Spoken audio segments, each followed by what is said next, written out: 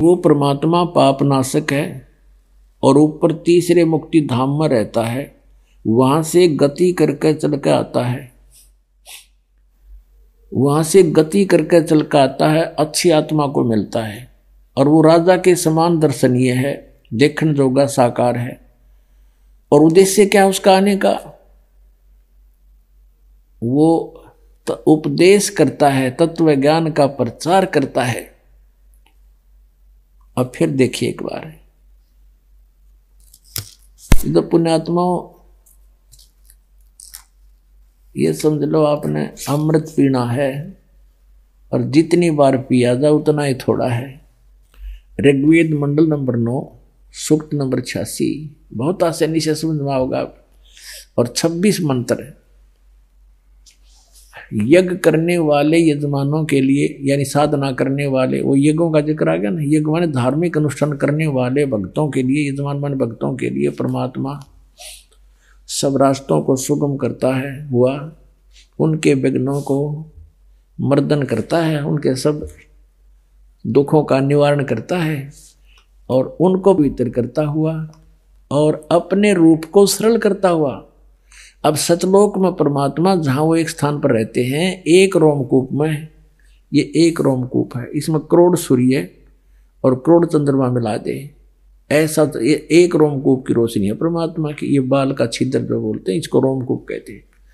तो उसमें इतनी तेज है, करोड़ सूर्य करोड़ चंद्रमा मिला दे तो हम उसको देख नहीं सकते। अगर वो न्यू का न्यू यहाँ जाते हैं, अपने उस रूप को हल्के तेज पुंज का बना कर आते हैं, यानी मनुष्य हमारे जैसा ही मिलता जुलता सा, लेकिन फिर भी उनका शरीर बहुत अच्छा औरों से निखरा हुआ होता है। तो अपने रूप को सरल करता हुआ वह कांति में परमात्मा कबीर देव, यह लिखना था, कबीर देव विद्युत के समान क्रीड़ा करता हुआ पहुंचूंगा छिन एक में, सन एक क्षण में परमात्मा कहते हैं मैं एक क्षण में आ जाता हूं।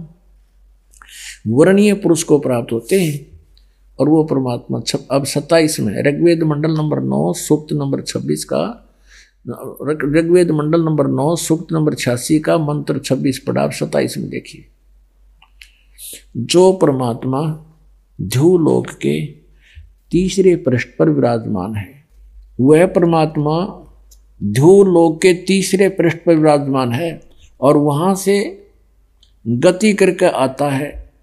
अब देखना उद्देश्य क्या होता है उसका। ऋग्वेद मंडल नंबर 9 और सूक्त नंबर 82, सूक्त नंबर 82 का अब हम नीचे आते हैं, मंत्र नंबर 1। सर्वोत्पादक प्रभु यानी सबकी उत्पत्ति करने वाला भगवान, प्रकाश रूप, तेजो में रूप वाला, उसका तेजो में शरीर है, सद्गुणों की वृष्टि करने वाला, पापों का नाश करने वाला, पापों को के हरण करने वाला, वह राजीव राजा के समान। ये राजीव राजा के, ये 269 पृष्ठ पर, ये 270 पर पढ़ाएंगे आपको, के समान दर्शनीय है, देखने जोगा दर्शनीय माने साकार। और वह है पृथ्वी आदि लोक लोकांतरों के चारों ओर शब्दमान हो रहा है। वह वर्णीय पुरुष को जो दृढ़ भक्त है उसको पवित्र करता हुआ उसको प्राप्त होता है, मिलता है। जिस प्रकार विद्युत आकाशीय बिजली स्नेह वाले स्थानों को आधार बना के प्राप्त होता है। अच्छा यहाँ देखना उसका उद्देश्य क्या है। ऋग्वेद मंडल नंबर 9 सूक्त नंबर 82 पर आगे हम पहला मंत्र पढ़ दिया, दूसरा और पढ़ाते हैं। हे परमात्मन, उपदेश करने की इच्छा से, यानी ज्ञान देना आते हो, तत्व ज्ञान की इच्छा से आप महापुरुषों को प्राप्त होते हो और आप अत्यंत गतिशील पदार्थ के समान, यानी बहुत तेज चलने वाले पदार्थ के समान हमारे आध्यात्मिक यज्ञ को प्राप्त होते हैं। आप कबीर देव हैं, आप कबीर देव हैं। जैसे ये देखिएगा 9 के 20 में कबीर देव लिखा स्पष्ट। ये देखिए ऋग्वेद मंडल नंबर 9 और सूक्त 20 का मंत्र 1, यहाँ स्पष्ट लिखा कबीर देव है, कबीर देव है, कबीर देव जैसे यजुर्वेद ऐसे ही ये कबीर देव है। कबीर ऊपर है, देव है, कबीर परमेश्वर। वह कबीर, ये लिखना था, वह कबीर परमेश्वर है, वह कबीर परमेश्वर है। इतना इसका कवि का अर्थ मेधावी लिख दिया। कवि का अर्थ कहते कवि लिख दो, काव्यकार। मेधावी और सर्वज्ञ लिखने का अर्थ इसका अनर्थ कर रहेंगे। यहाँ लिखना था वो कबीर देव है कौन? सबका रक्षक है, विद्वानों की तृप्ति के लिए ज्ञान को देता है। बता, सहनशील है और संपूर्ण दुष्टों को संग्राम में तिरस्कृत करता है, यानी तत्व ज्ञान रूपी संग्राम में सबको हरा देता है। हम फिर आते हैं ऋग्वेद मंडल नंबर 9 के सूक्त नंबर 82 के मंत्र नंबर 2 पे। हे परमात्मन, उपदेश करने की इच्छा से आप महापुरुषों को प्राप्त होते हो और आप अत्यंत गतिशील पदार्थ के समान हमारे आध्यात्मिक यज्ञ को प्राप्त होते हैं। आप कबीर देव हैं, आप कबीर साहब हैं, शुद्ध स्वरूप हैं। हमारे पापों को दूर करके हे अमर परमात्मा, हे सो मन अमर परमात्मा, हे परमेश्वर, आप हमको सुख दें। पुणात्मा कबीर साहब कहा करते, नौ मन सूत उड़जिया ऋषि रहे झक मारे, सतगुरु ऐसा सुलझा दे भाई उलझे ना दूजी बार। कि ये ऐसा ज्ञान सुलझा देगा सतगुरु, यानी सच्चा ज्ञान देने वाला आध्यात्मिक टीचर,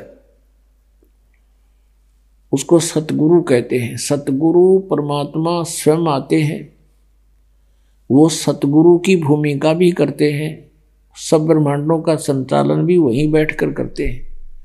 और उन्होंने अपने अमृतवाणी सच्चिदानंद घन ब्रह्म की वाणी लिपिबद्ध करवा कर चले गए।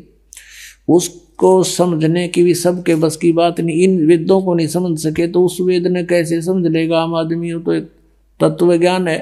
तो इस दास को बुद्धि दे दी कबीर भगवान ने, परमेश्वर कबीर जी ने, और इस दास को एक सच्चे ज्ञान देने वाला गुरु बना दिया, सतगुरु। वैसे तो सतगुरु वही है, पर अपनी कृपा से इस दास को कहते हैं गुरु मेर करे तो काग ते हंस बना दे। हम तक काग थे और कौवे से हंस उन्होंने ही बनाए हैं सतगुरु ने। अब वो परमात्मा, उसका नाम और क्लियर किया है। अब देखना, इसी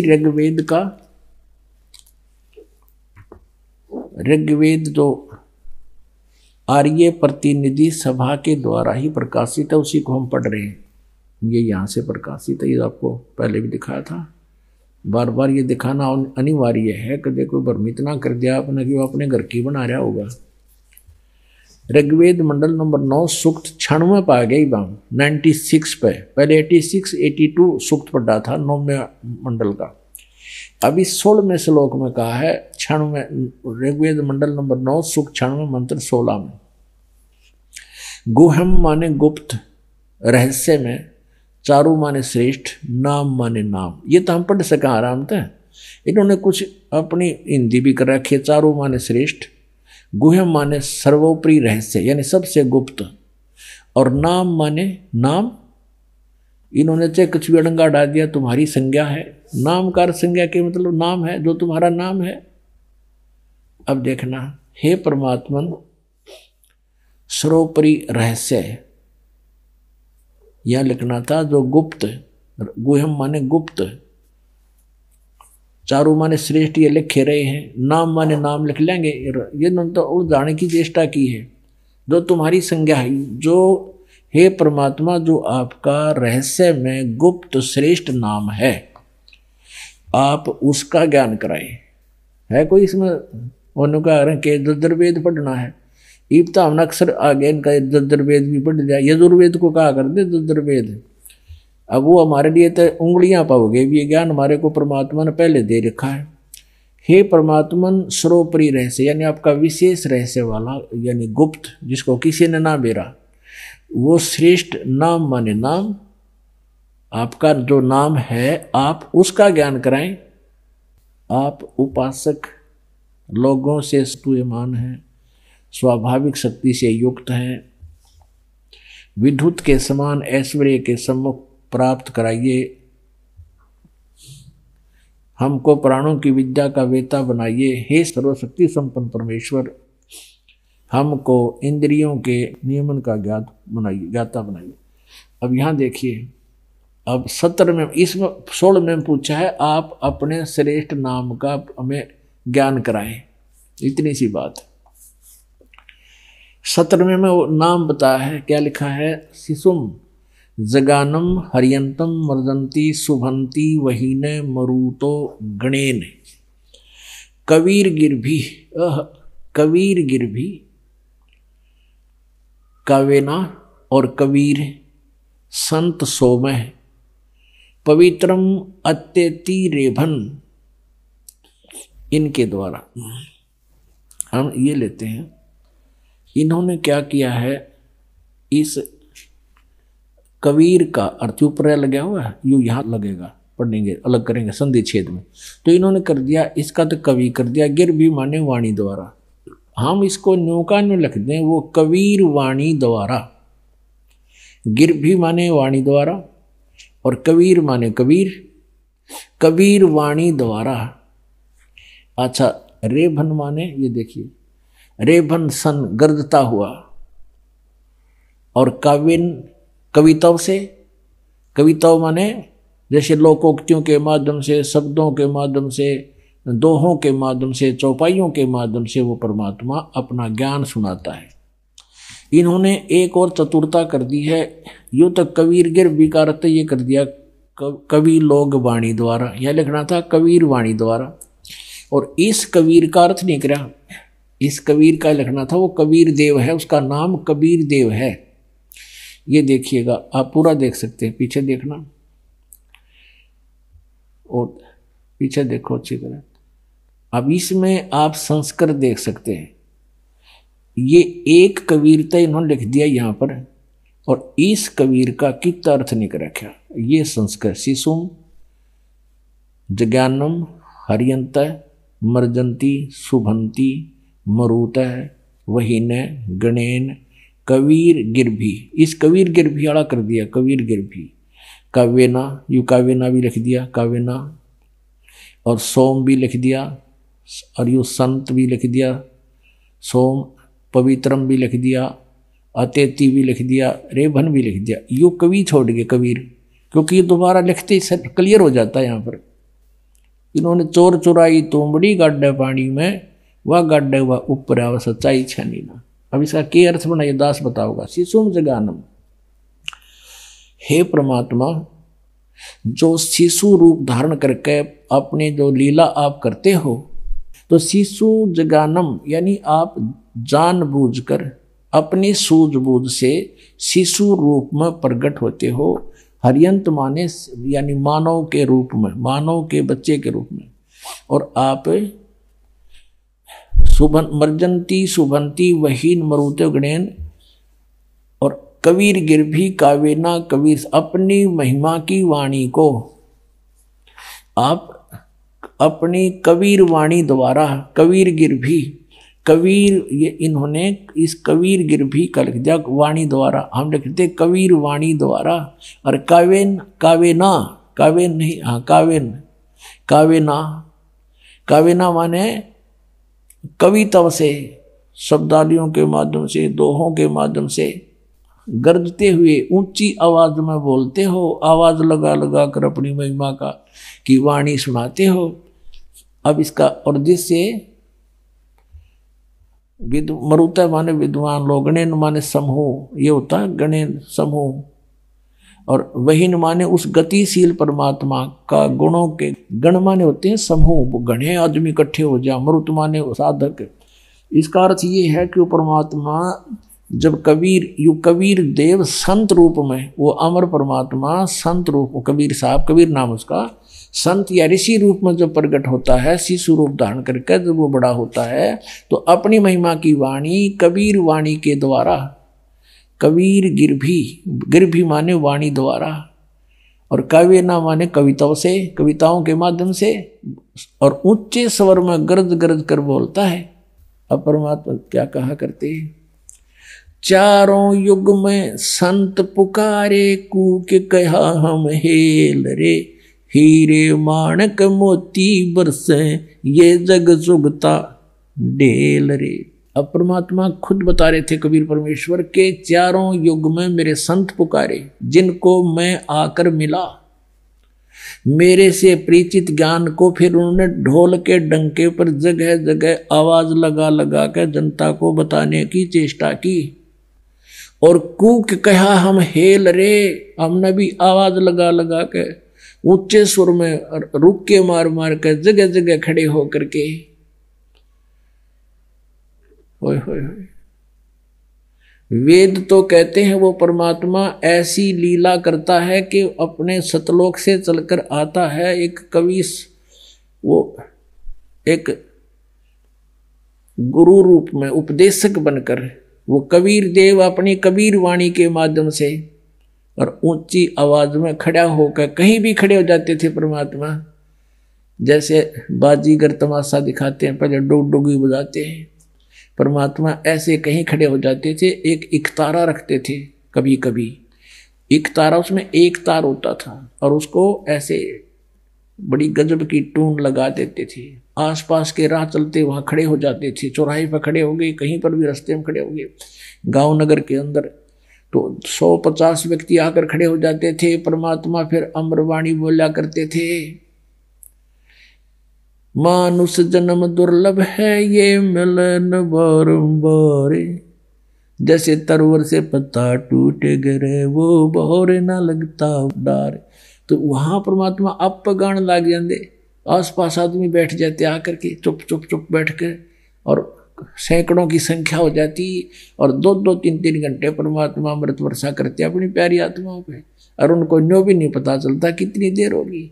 और फिर प्रभावित होते, भाई कब बड़ा विद्वान है, बड़ी अच्छी वाणी, कोई तो कहता बड़ी अच्छी सुरीली आवाज है, कोई कहे हो कमाल कर दिया, सारी सच्चाई बोल रहे हैं। क्योंकि परमात्मा प्रारंभ में केवल यही बताते थे, तुम मनुष्य हो, मनुष्य होकर भक्ति नहीं करते तो तुम्हारा जीवन व्यर्थ है।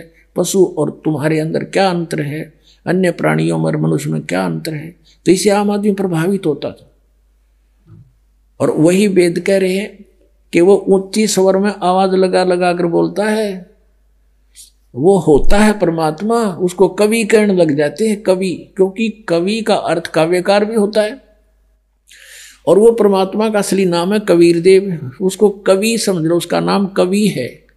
हम उसको कबीर कहने लगे, वेद उसको कबीर देव कहते हैं, हम कबीर साहब कहने लगे। तो वो कवि है कि वो अपने उच्चारण को, अपने ज्ञान को कविताओं के माध्यम से बोलता है।